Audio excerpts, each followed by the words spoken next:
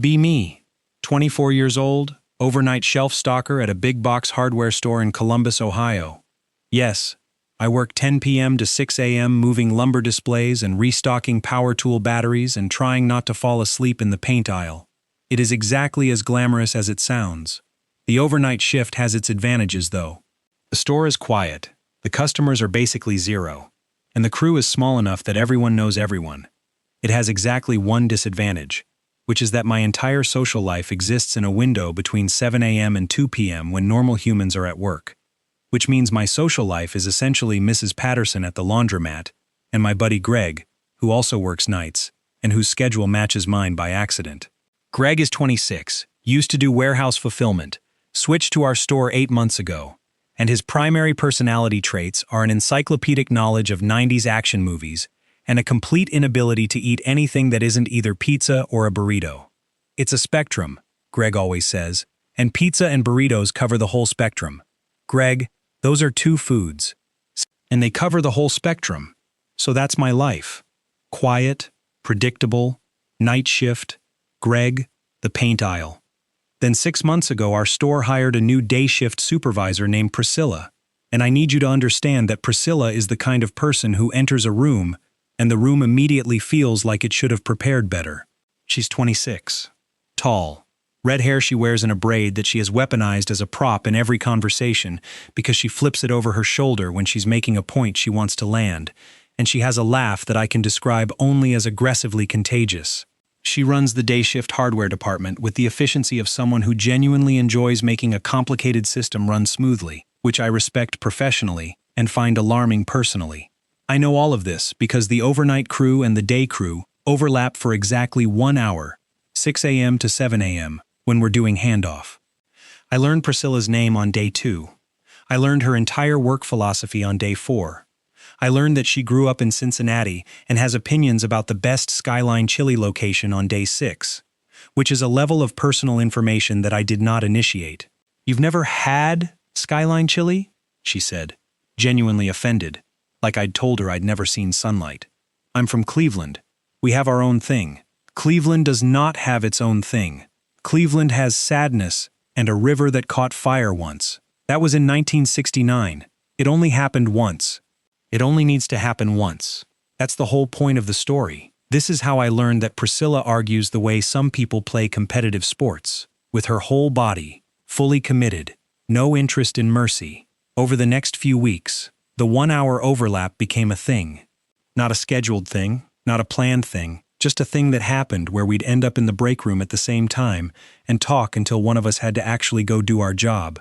She's funny in a way that sneaks up on you, not performing funny, just observationally accurate in ways that make everything she says land slightly harder than you expect. She told me about a customer who came in asking for the wood that doesn't splinter, and when she asked which application, he said, "Furniture, probably." "Probably," she said.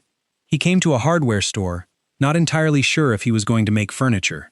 Maybe he was keeping his options open. His option was probably furniture. What are the other options?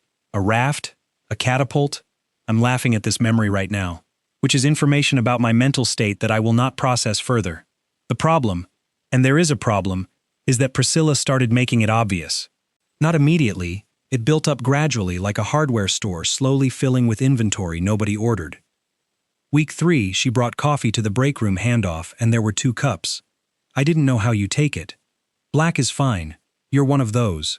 I'm one of those. Week 4, she started leaving notes on the overnight board, which is a whiteboard in the back that the overnight crew uses for logistics. Our notes are things like, forklift battery 3 needs charging, receiving dock light is out, 4 pallets of mulch in bay 7 need breakdown. Her notes are things like, hey night crew, the K-bolt display in hardware is a disaster. Someone really committed to this chaos. Respect, but also please fix it. Or, left half a box of donuts in the break room fridge. Yes, they are for everyone. No, I cannot stop Greg from eating all of them. I've accepted this. Or, and this is the one that made Greg look at me sideways. Left the good coffee in the break room tonight. Not the store brand, the real stuff. For the overnight crew specifically. No reason.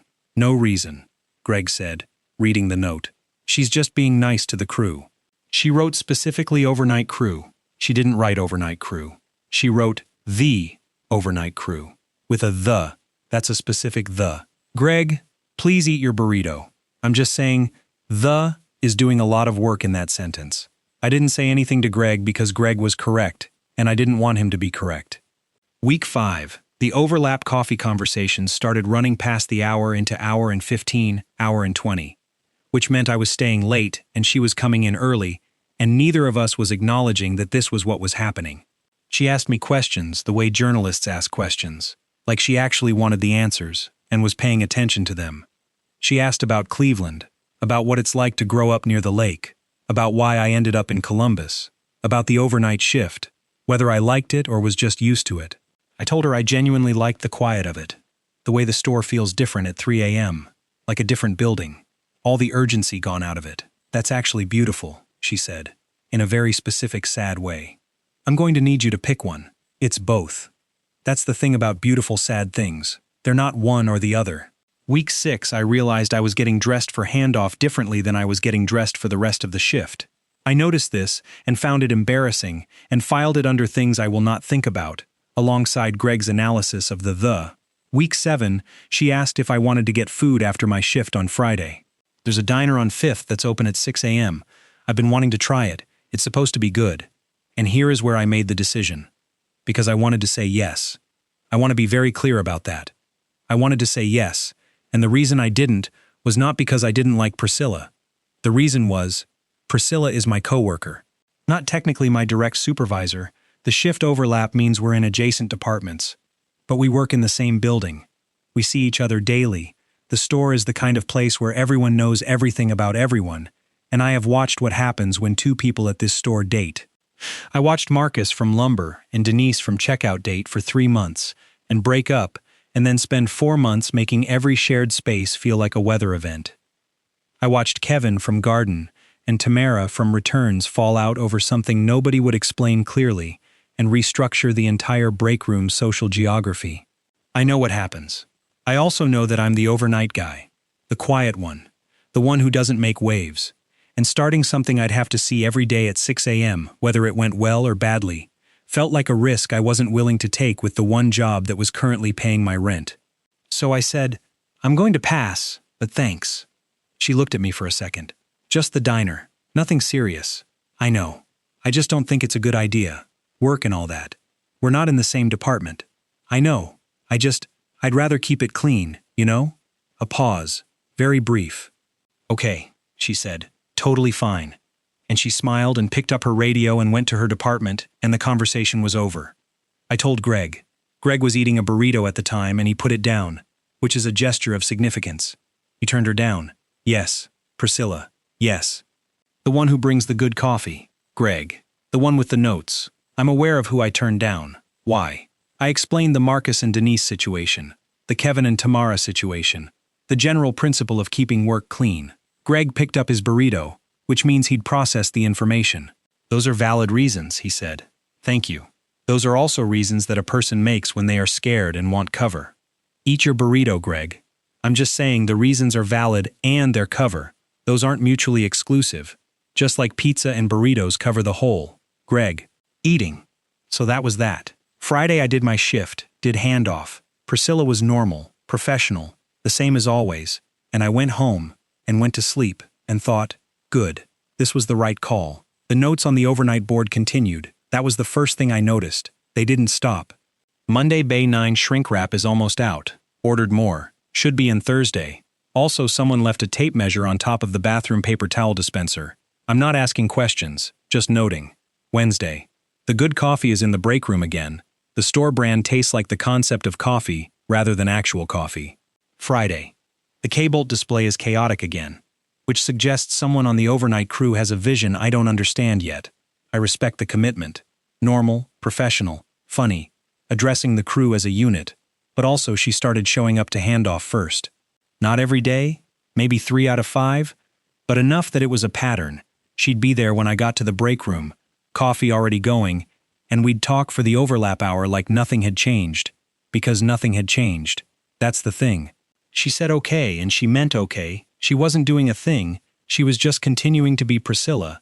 And Priscilla was someone who showed up early and made good coffee and wrote funny notes and had strong opinions about Cincinnati chili. 2 weeks after I said no, she mentioned that she had tickets to a Columbus Clippers game, and the friend she was going with had bailed. The Clippers are doing well this season, I said, because I watch minor league baseball when I can't sleep. They are. It's a Saturday afternoon game. Good weather probably. Shame to waste the ticket. Yeah.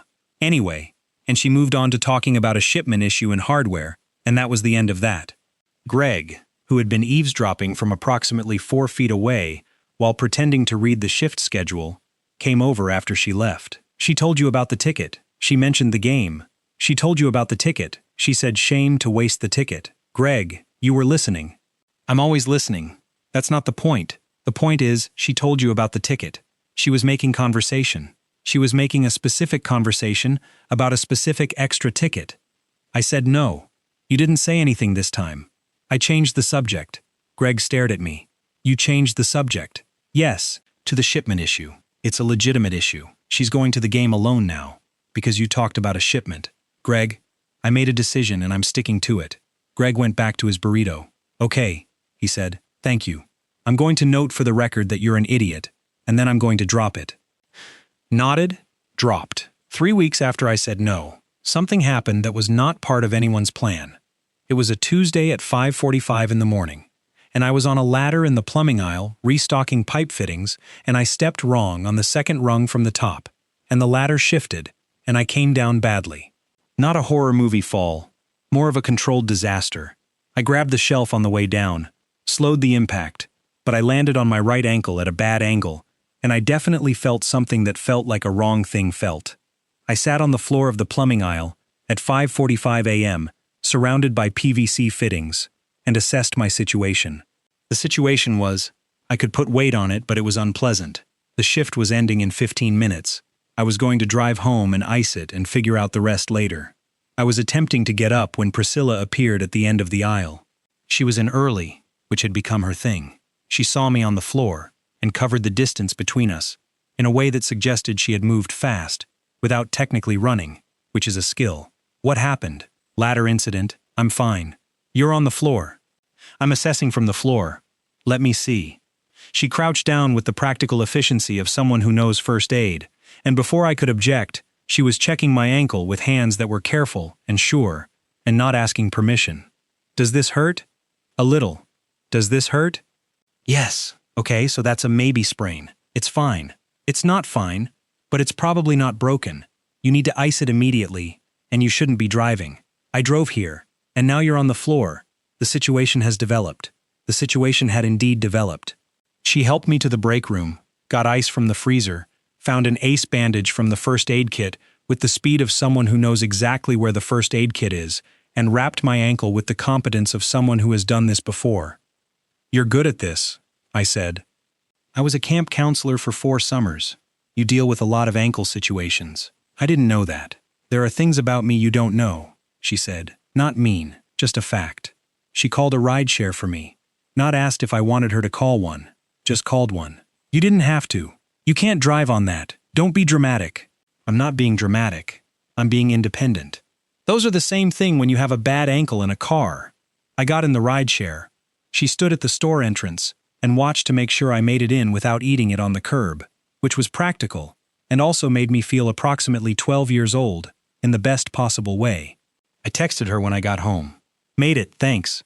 She texted back, ice it, elevation, don't be a hero about it. And then, also the PVC fittings are everywhere. Someone has to know you did your best. I put my phone down and looked at my ceiling for a while. Greg texted me an hour later. Heard about the ankle. I'm fine. Heard Priscilla was there. Yes. Heard she wrapped it. Where are you getting this information? Denise from checkout texted Marcus from lumber, who texted me. The information system in this store is extremely efficient. It's a sprain, probably. I'm talking about the other thing. Greg? I'm just saying. I know what you're saying. Okay. I iced my ankle, and watched old Clippers highlights on my phone, and tried not to think about the way she'd checked my ankle with her hands, like she already knew how to handle the specific version of careful that the situation required. I went back to work Thursday, when the swelling was down enough to be functional. Handoff was normal. She asked about the ankle. I said it was better. She said good, and then started talking about a pallet issue in the tool rental section, and that was that. Nothing weird, nothing pushed, just Priscilla being Priscilla. The following Monday, she put a note on the overnight board that said, "Hey night crew, the plumbing aisle is fully restocked and fully standing. All ladders accounted for. All rungs intact. Just noting." Greg texted me a photo of the note with a single question mark. I did not respond.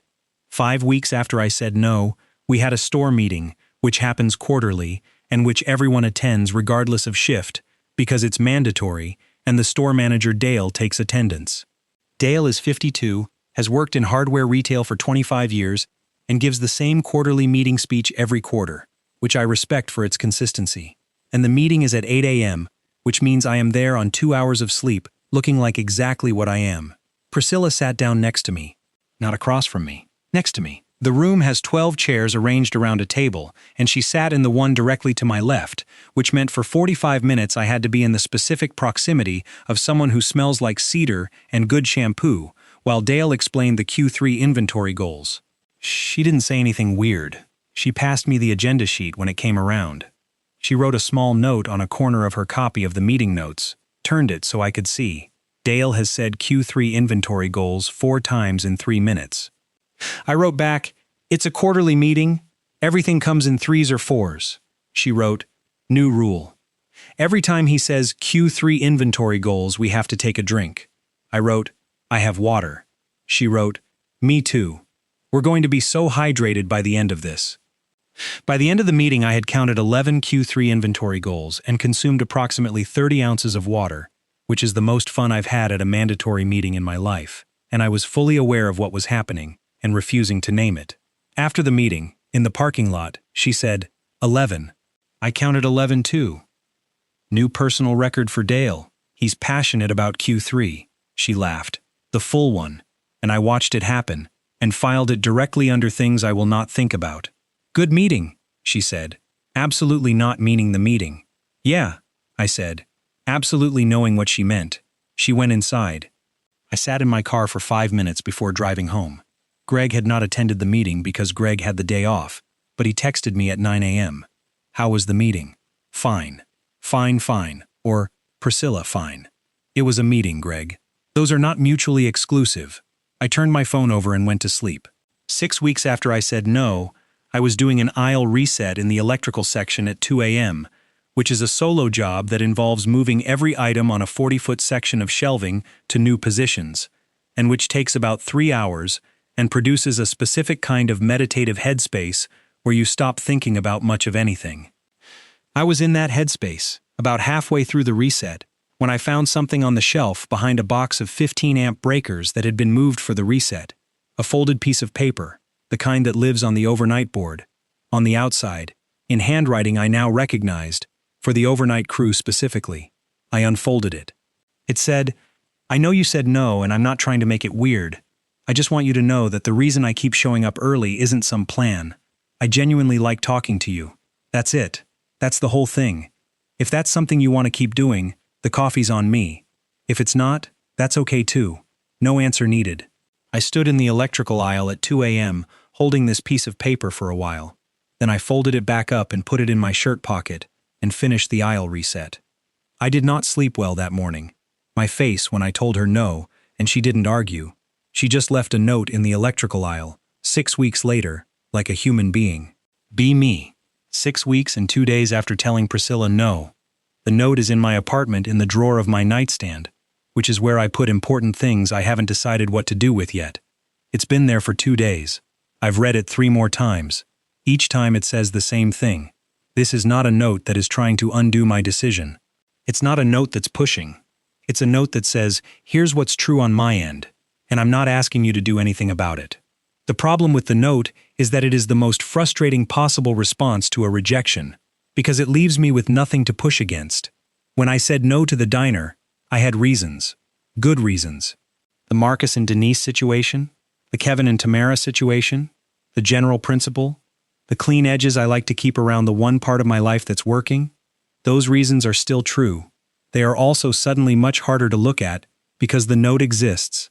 And the note says, I genuinely like talking to you. And that's the whole thing. I talked to Greg. I showed Greg the note. Greg read it with the care of someone reading a legal document, and he folded it and handed it back and was quiet for a full 30 seconds, which for Greg is approximately forever. She hid it behind the breaker boxes. He finally said, "Yes." She put it where only someone doing a full reset would find it. Yes. She wasn't going to say anything if you didn't find it. I think that's right. So she's not pushing. That's what the note says. She's also not stopping. She's not doing anything, Greg. She's just existing in the same building. She's existing in the same building and leaving notes, and bringing coffee, and showing up early, and the ankle thing, and the meeting water game. She's doing a whole thing. She's just doing it without pressure. I know. Do you know what that's called? Greg, that's called patience, which is scarier than pushing, because you can't argue with it. He's right. You can push back against someone who pushes. You can't push back against someone who's just being a person you like being around. I put the note back in my nightstand and went to work. Handoff Tuesday morning was normal. She asked about the electrical reset. I said I finished it around 4 a.m. She said the aisle looked good. Whoever did the reset had a good eye for spacing. I said thanks. She said no problem and went to hardware. No signal that she knew I'd found it. No signal that she was waiting. Just Priscilla being Priscilla. I went home and stared at my ceiling for a while. My reasons for saying no were workplace complication, the examples of Marcus and Denise and Kevin and Tamara, the desire to keep my professional life clean, and a general policy about not starting things I'd have to see every day regardless of outcome. I decided to look at my reasons honestly, which is something I do not usually recommend because it produces information you didn't ask for. Honest look at reason 1, workplace complication. Priscilla and I are not in the same direct report chain. We work adjacent departments on different shifts. The only overlap is the handoff hour, and the store doesn't have a formal policy against coworkers dating. I checked the handbook after the ankle incident. I'm not going to explain why. Honest look at reason 2, the Marcus and Denise situation.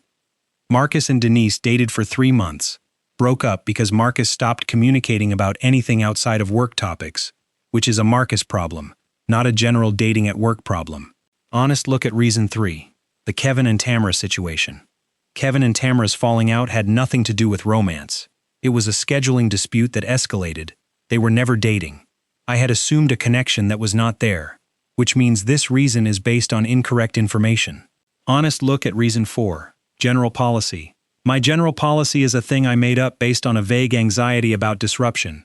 It is not a rule, it is a preference, and preferences can be revised when new information arrives. New information.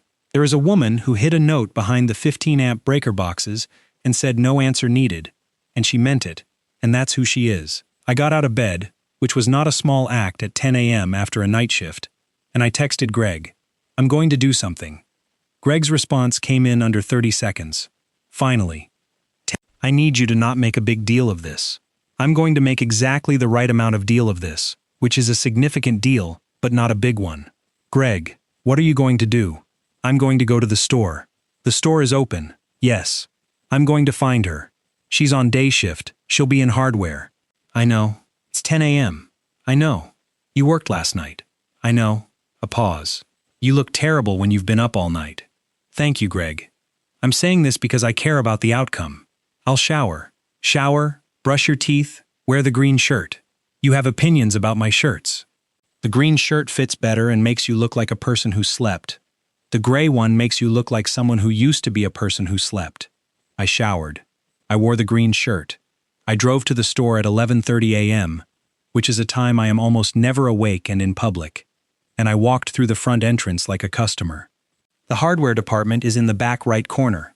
Priscilla was there, talking to a customer about drill bit sets, doing the thing she does, where she's explaining something complicated, and her hands are involved in the explanation, and she's clearly the most capable person in any room she's in. I stood at the end of the aisle and waited. The customer took the drill bits and left. She turned and saw me. She looked at me, the way you look at something you weren't expecting that requires a second to process. "You're not scheduled today." "I know. You look like you've been awake for a while." "I showered. I can tell. You're wearing the green one." I did not have a response to this information. "I found the note," I said. She looked at me. "Okay. I've been thinking about it for 2 days. You didn't have to." I know. That's what it said. But I wanted to anyway. I wanted to say something back. She waited. She's good at waiting. It's one of the things about her. I said no because I had reasons, I said. And they were real reasons. I wasn't making them up to be mean. I know. But I looked at the reasons honestly, and some of them were not as solid as I thought. Okay. And I think I was also scared, which Greg pointed out. And Greg is usually right about things I don't want to be right about. Greg seems very wise. Greg is very wise, and also exclusively eats pizza and burritos. He contains multitudes. She almost smiles. The particular almost smile I've cataloged without meaning to. So, I said. So? The diner on 5th. It opens at 6. I know. Friday I get off at 6. That works, she said. Like we're discussing a handoff schedule. Completely controlled. And then she ruined the control by smiling the real one. Okay, I said. Because I apparently said okay with an exclamation point now. Okay, she said. The normal version. Just to balance it out. I walked back through the store to the exit and I did not look back, because I have seen enough movies to know not to look back. Greg texted me before I reached my car. Denise from checkout texted me. I stared at this text. I was in there for 6 minutes. The information system in this store is extremely efficient. I've told you this. What did Denise say? She said, and I quote, "The overnight guy came in on his day off, and he was wearing the good shirt, and he talked to Priscilla, and they were in the hardware aisle for 6 minutes, and Priscilla is smiling." Greg. She used the word smiling, with 3 exclamation points. Greg. I'm just reporting. I drove home and went to sleep at noon, and slept better than I had in 6 weeks. Friday morning I finished my shift at 5:50 a.m. Clocked out, changed out of my work shirt in the break room, stood at the sink looking at myself in the mirror for a second. Priscilla knocked on the break room door at 5:58 a.m. Ready? Yeah. We walked out the front entrance together at 6:01 a.m. The 5th Street Diner is 3 blocks from the store, which I now know because she's been to this neighborhood before, she knew the route. It's a small place, booths with red vinyl, the kind of menu that has everything and does it all correctly. The smell of coffee that's been going since before I was awake. Which I technically was, since I'd been awake all night, but still. We got a booth by the window. She ordered eggs and toast. I ordered the same, because I cannot read a menu at 6 a.m. on zero sleep. The coffee came first. Black? She asked. You know it's black. I know it's black, she agreed, and poured it. And then we talked for 3 hours. Not handoff talk, not work talk, not the careful professional talk of 2 people keeping their edges clean. Real talk. The kind where you lose track of time and look up at the clock and go, wait, how is it already 9? I learned that she grew up in Cincinnati in a house with 4 older brothers, which explained the arguing style and the total absence of any behavior that could be described as backing down. 4 brothers sounds like training, I said. It was exactly like training. I could hold an argument in a headlock by age 9. I learned that she majored in mechanical engineering at Ohio State, got 2 years into a job at a firm in Columbus, realized she was miserable, quit, and ended up at the hardware store because she needed something while she figured out the next thing, and then realized after a year that she actually liked it. I like making the thing work, she said. I like when the system runs right. It doesn't matter what the system is. That's basically what I like about overnight. I know. You told me that once. The part about the building feeling like a different building. You remembered that. I remember things, she said, not making a thing of it, just a fact. I told her about Cleveland, the lake, my dad who worked in logistics and taught me how to organize physical space as a skill, which is why I'm good at restocking and resets. I told her about the year after high school where I wasn't sure what I was doing and ended up drifting into night shifts because they suited me. The quiet, the predictability, the way a problem at 3 a.m. is just a problem at 3 a.m. with no audience. You like the no audience part, she said. I do. I noticed that about you. What did you notice? You're good at your job in a way that nobody sees, because you work when nobody's looking, and you're completely fine with that. I looked at my coffee. Is that bad? No. It's actually kind of rare. Most people need someone to see them doing the thing, to feel like they did the thing. You see me. I said this without planning to, and it landed in the space between us with a specific weight. And she looked at me. I do, she said. We split the check. She insisted on splitting the check, despite the fact that she'd suggested the diner, and despite the fact that I was going to pay. I suggested it. We're splitting it. Priscilla, I have 4 brothers. I know every variation of this conversation. We're splitting it. I let her split it, because arguing with someone who has 4 brothers is a structural losing proposition. Outside the diner on 5th Street at 9:15 in the morning, with the city fully awake around us, she said, "Same time next week?" I might look slightly more awake next week. I like this version. The slightly rumpled one is authentic. I'm keeping the green shirt. The green shirt stays forever, she said. We went our separate ways, her back toward the store for her day shift, me toward my car, toward my apartment, toward my bed. I slept until 4 p.m. and woke up to 3 texts from Greg. First text, "How was it?" Second text, "It's been 8 hours." Third text, "If you don't text me back, I'm calling the store and asking Denise." I texted back, "It was good." Greg, define good. Me, 3 hours. Split the check, same time next week. Greg, I need you to know I'm going to be insufferable about this for at minimum a month. Me, I know. Greg, you could have avoided this by saying yes to the diner 6 weeks ago. Me, I know, Greg. I told you they were valid reasons and cover reasons. Me, you did. Greg, I'd like to formally note that I was right. Me, noted. Greg, okay, I'm going to drop it now. Me, thank you. Greg, after I tell you that I'm proud of you for wearing the green shirt. Me, dropped or not dropped, pick one. Greg, dropped, eating a burrito, goodbye. Next Friday was the same. Diner at 6. Booth by the window, eggs and toast, 3 hours. She told me about the engineering firm in more detail, the specific way the work had made her feel like a component in a machine rather than a person running one, and the relief of quitting, even though the money dropped significantly. Did you know you were going to be okay? I asked. Not even a little bit. I was terrified. But terrified felt better than hollow, which was the alternative. I told her about the year I spent doing 3 different day jobs before landing on overnight, the specific relief of finding the shift that matched my brain's operating system. You're a 3 a.m. person, she said, and you're a 6 a.m. person.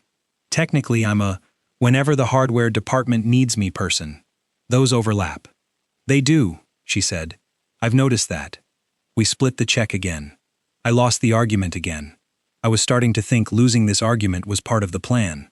Third Friday, same diner, same booth, but this time she was there first, and she'd already ordered the coffee, and there were 2 cups. You know how I take it, I said.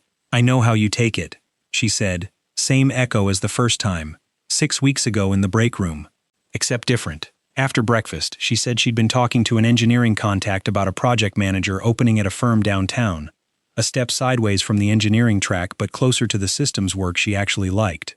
You'd leave the store? Eventually, maybe. If it's right. I don't know yet. I'd be bad at the handoff without you. You'd figure it out, she said. You figured out the electrical reset alone at 2 a.m. You can figure out handoff. That's not what I meant. She looked at me. I know what you meant, she said. The 4th Friday she showed up at handoff with 2 cups of coffee from a place that isn't the break room, the good independent place 2 blocks over, and she handed me mine when I came through the back door. What's this for? Friday. It's not Friday yet. It's 6 a.m. Thursday. I know, but I walked past and I thought about it. I held the coffee. You thought about it.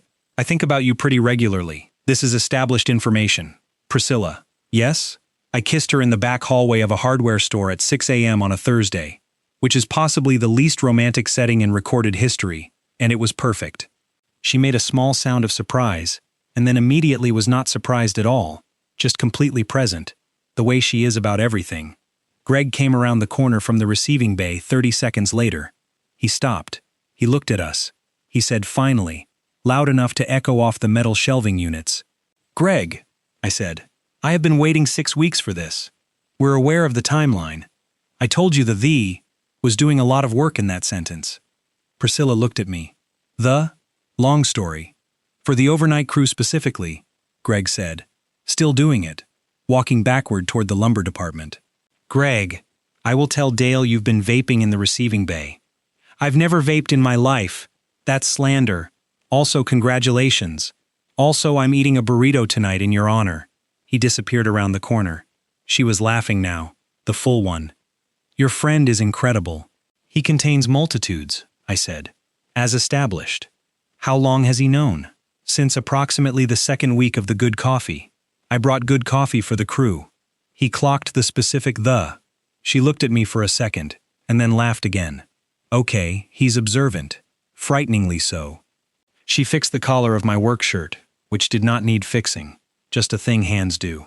So, she said, the diner tomorrow. I'll be there at 6. You look better in the green shirt. I know, Greg told me. Greg and I are going to get along extremely well. They do get along extremely well. I know this because 6 months later, Priscilla took the project manager position at the firm downtown, and her last day at the store was a Friday, and Greg organized a going-away thing in the break room that Dale attended and that Denise from checkout cried at, and Priscilla made a speech about the store that was funny and warm and made the electrical aisle sound like a significant place, which for me it is. She still comes in sometimes on Saturday mornings to see the overnight crew, which is me and Greg, and now a new guy named Ryan, who is 22, and deeply confused about why the day shift supervisor from a different company stops by to drink break room coffee with the night guys. The answer is, she's not the day shift supervisor anymore, she's the project manager at a civil engineering firm, and she comes in on Saturdays because Greg is here, and because the hardware store is the building where everything started, and because she has never been a person who walks away from something that matters to her. I know this because she told me in a note once. I still have the note. It's not in the nightstand drawer anymore. It's in the drawer of the desk in our apartment, which is the drawer where I keep things that matter. Our apartment, by the way. 2 months ago, Greg helped move the boxes. Greg ate a pizza and 2 burritos across the full spectrum of the moving day experience. The green shirt is hanging in our closet. Priscilla has claimed 3 of the shelves for her things, which is exactly what I expected, and I find the occupied shelves considerably more comfortable to look at than the empty ones. The diner on 5th is still our Friday thing, when her schedule and my schedule overlap, which is a different window now but still a window. Sometimes she shows up at 6 a.m. when my shift ends and walks over with me. Sometimes I meet her there at 8 when she's heading into the office. Sometimes we go at noon on a Saturday when the booth by the window is open and the sun is coming through, and there's nowhere we need to be urgently. She always orders eggs and toast. I always order the same because I still can't read a menu in the morning. We always split the check. I always lose this argument. I've accepted that losing this argument is the thing now. Last week, Greg texted me a photo of the overnight board. Someone on the new crew had written a note in the corner. It said, "Whoever keeps leaving the good coffee, thank you, whoever you are." I showed it to Priscilla. She looked at it and said, The is doing a lot of work in whoever you are. I said, Greg is going to lose his mind. Call him, she said. I called him. He lost his mind. Some things stay constant. That feeling when you told her no, and she didn't argue, didn't push, didn't make it weird, just left a note behind the breaker boxes and waited. And it turns out that's the most effective thing anyone has ever done.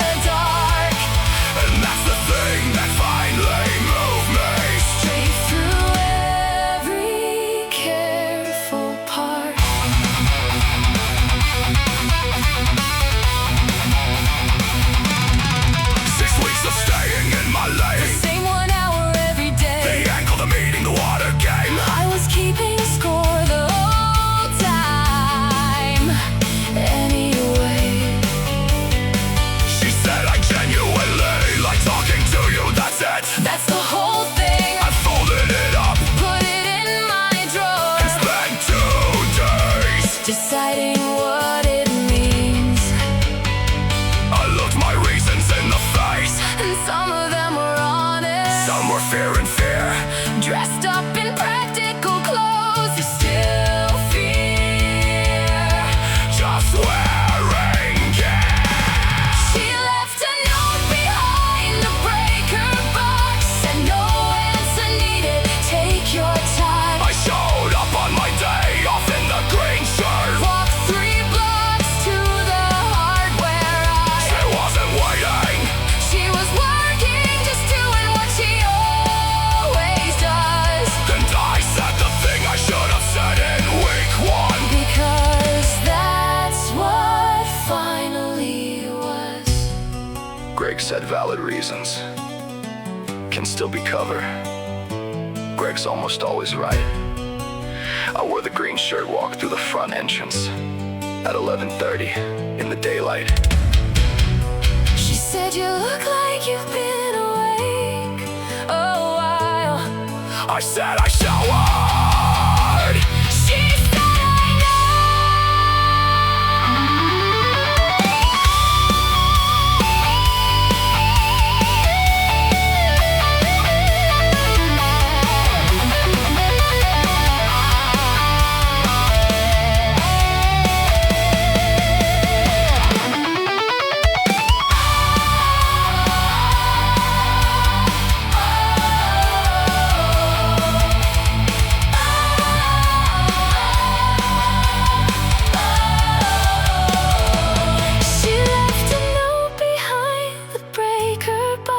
I said no answer needed, take your time. Now it's in the desk drawer